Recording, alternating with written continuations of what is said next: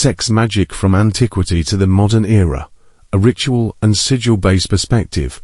Introduction. Sex magic. The use of sexual energy and acts within ritual and magical frameworks has ancient roots across numerous civilizations, far from being purely erotic.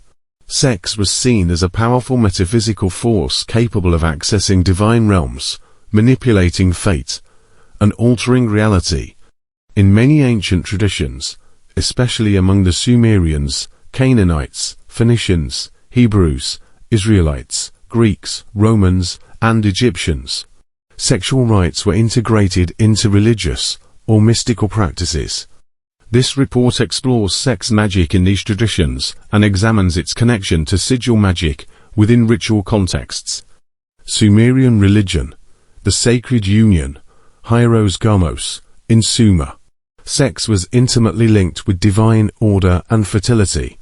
The 𝗖𝗆𝗆𝗄𝗆, or sacred marriage, was a ritual reenactment of the union between the goddess Inanna, Ishtar, and the shepherd god Dumuzi, Tammuz. The king and high priestess would perform sexual rites to ensure cosmic balance, agricultural fertility, and the prosperity of the land. From a magical standpoint, the act was believed to open gateways between the human and divine planes.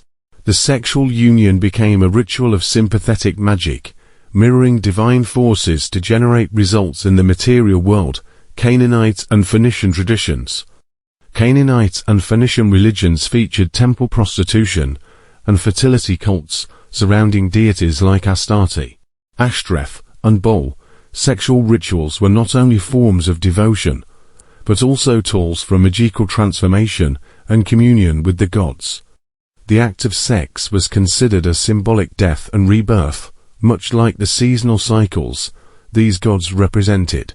Sex magic in these contexts functioned as an invocation.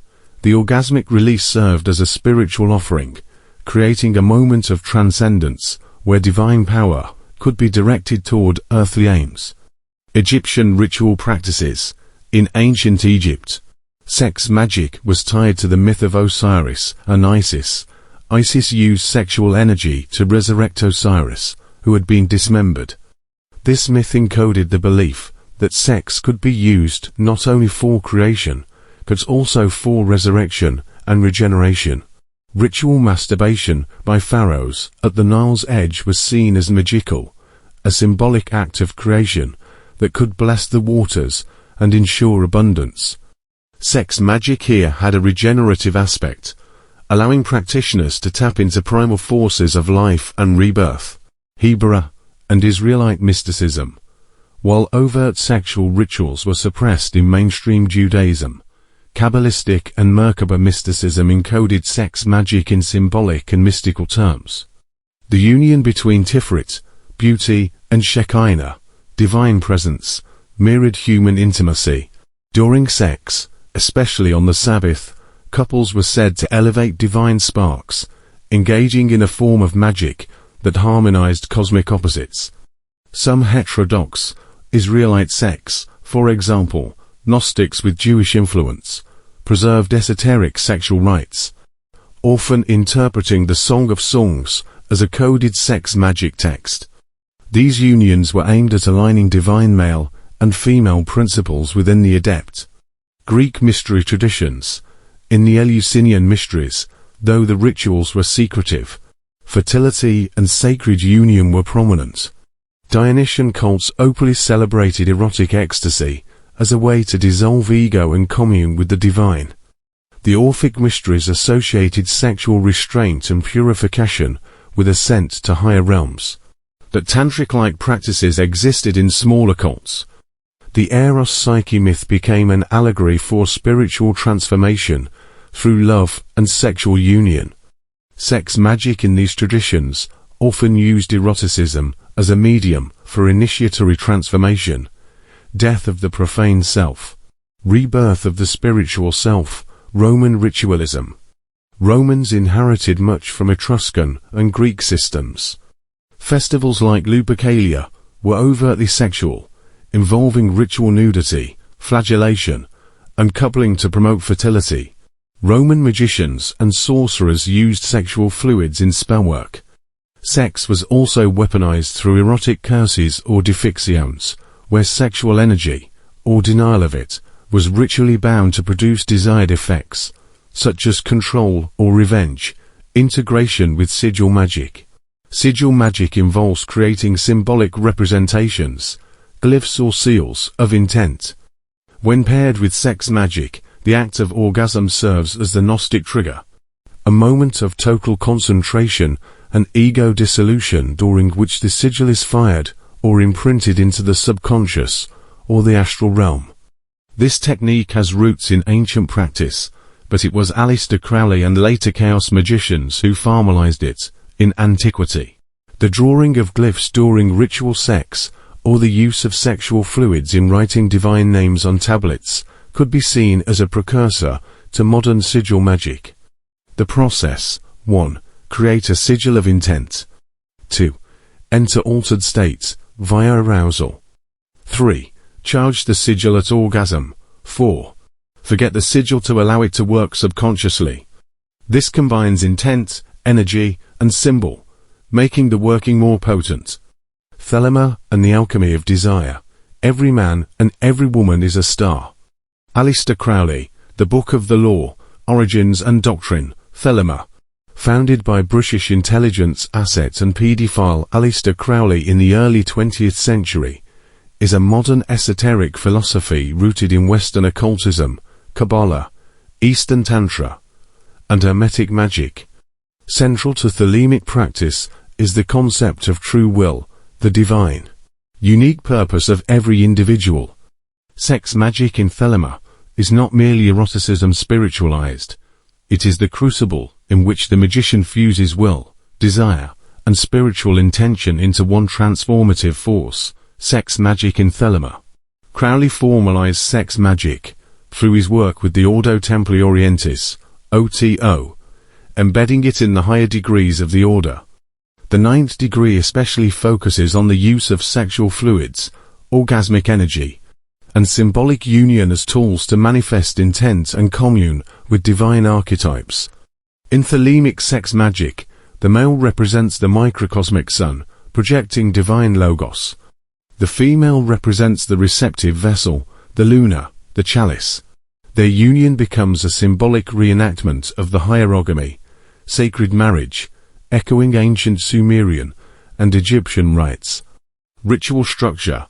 The central formula is 11th degree. The orgasm as the vehicle of intention, where 1. A sigil or magical intention is created. 2. The sexual act is performed with full focus on this intention. 3. At orgasm, the mind is momentarily transcended. 4. The intention is launched into the astral or subconscious. Sexual fluids, called elixir, may be ritually consumed or used to anoint talismans. Crowley saw this as the literal manifestation of the logos in matter. Legacy and controversy. Crowley's writings, including Liber Orvelum Legis, Liberabit, and De Arte Magica, outlined a system both liberating and radical, drawing intense admiration and criticism. 𝗧𝗏𝗻𝗲 remains the most systematized example of Western sex magic. Templar allegories and occult speculations. Non nobis domini, non nobis, sed nomini te do gloriam. Knights Templar motto. Historical foundation. The Knights Templar were a medieval Catholic military order, founded in 1119, officially dedicated to protecting Christian pilgrims. They grew into a powerful political and financial force. In 1307, the order was suppressed by King Philip IV and Pope Clement V under accusations including heresy and sexual blasphemy. Allegations of heretical rites. The confessions extracted under torture included 1. Worship of a mysterious head or idol, Baphomet, 𝗖𝗆𝗆𝗶𝗴𝗲 or Satan. 2. Denial of Christ. 3. Homosexual or ritualized sexual acts during initiations.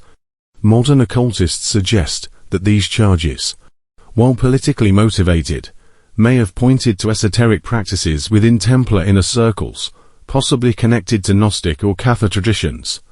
These heretical movements viewed sex as a mystical tool to transcend the material prison of the demiurge. Esoteric interpretations. Later traditions, especially 18th and 19th century occult revivals, reinterpreted the Templars as custodians of secret sexual gnosis, allegedly inherited from Gnostic sects, Valentinian or Sethian sex rites. Sufi mysticism encountered during the Crusades, pre-Christian fertility cults veiled beneath chivalric symbolism. In this reconstruction, sex acts, including taboo expressions, symbolized a breakdown of ego and dogma. The womb and phallus became living grails and spears. Channels of alchemical union. The image of the Templar as a warrior mystic, guarding forbidden knowledge of eros and spirit, remains potent in esoteric circles. Freemasonry and the hidden temple of eros. Geometry is the foundation of Freemasonry, but so is generation. Masonic aphorism. Initiatory symbolism. Freemasonry, formally codified in the 18th century, is a fraternal initiatory system built on medieval stonemason guilds. While outwardly moral and philosophical, esoteric Masonic traditions explore themes of light, regeneration, death, and rebirth, while modern Freemasonry does not exoterically include sexual rituals. Esoteric Masonic rites, especially in continental or occult masonry, have incorporated symbolic sexual themes. Esoteric elements. 1. The square and compass. The square equals material principle, female. The compass equals spiritual principle, male. Their intersection echoes the hierogamic union of opposites. Solomonic temple, often interpreted as a metaphor for the body. The Holy of Holies, accessible only to the high priest, represents the feminine void, a space of mystery and divine contact. Tracing boards and hidden symbolism. Many Masonic visual tools use phallic and yonic symbolism veiled in architectural metaphors. The blazing star may relate to the yoni, while the pillar of Boaz and Jachin echo dual sexual polarity. Occult Freemasonry. Certain rites outside mainstream Masonry, such as the Rite of Memphis Misraim, and orders like the Societas Rosicruciana, or the Order of the Golden and Rosy Cross, explore alchemical and sexual symbolism. Some claim that sex was symbolically enacted in ritual dramas. The female initiator, often hidden or esoteric, played the role of Shekinah, Sophia, or the Black Madonna. Sexual energy was viewed as prana, the fuel for transmutation. In certain circles, the inner temple is activated by raising sexual energy through sublimation. Not orgasm, but retention and direction, similar to Tantra or Kundalini practices. While mainstream Freemasonry exoterically disavows sex magic, occult and esoteric traditions within its outer shell have preserved symbolic systems, but strongly align with sex magic theory. Polarity, initiation, the union of opposites, and spiritual regeneration through the body. Conclusion. Sex magic has been practiced in various forms from the Sumerians to modern chaos magicians. At its core lies the belief that sexual energy is a divine force that can be directed towards spiritual, magical, or practical ends. Combined with sigil magic, it becomes a potent method for manifesting desires, invoking spirits, or achieving transcendence.